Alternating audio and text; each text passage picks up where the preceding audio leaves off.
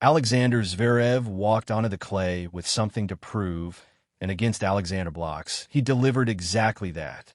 No drama, no tight moments, just clean, authoritative tennis from the very first point.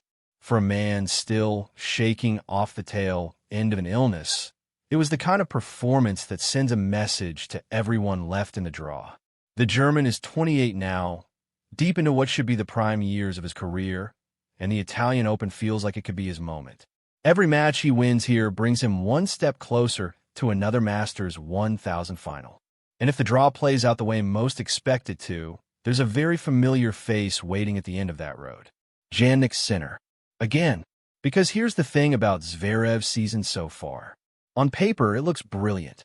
He's been reaching finals, competing at the highest level, showing up when it matters. But there's one name that keeps appearing at the wrong end of the scoreboard. Sinner beat him in Rome. Sinner beat him in Madrid.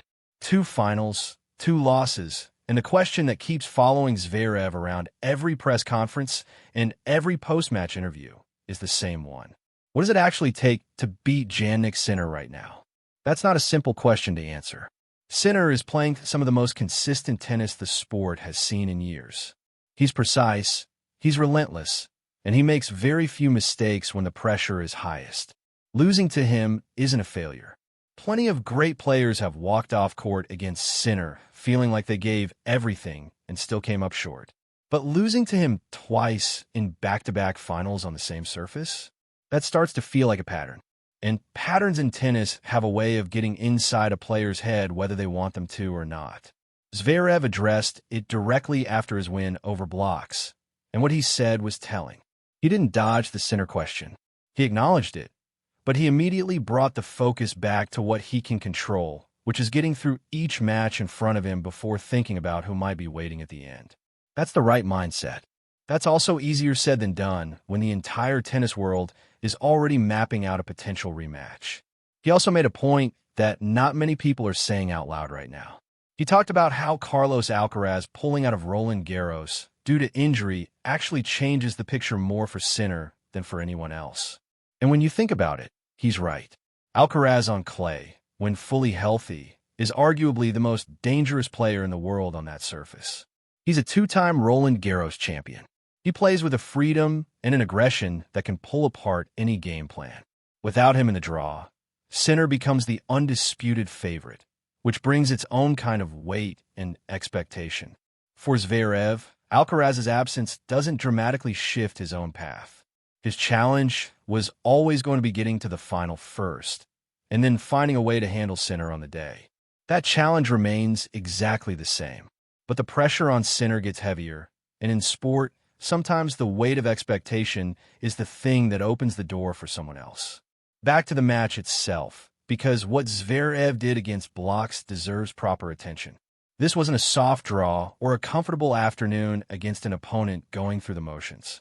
Blockx had just come out of a sensational run the previous week. He beat Casper Ruud. He beat Felix Auger-Aliassime. He was knocking over favorites like they were standing still, and he made it all the way to his semifinal. You do not get there by accident. You get there by playing serious, confident, high-level tennis. And Zverev handled him from the jump. First set, it wasn't even close. He was aggressive from the baseline, he was reading the court well, and he was making sharp decisions about when to push forward.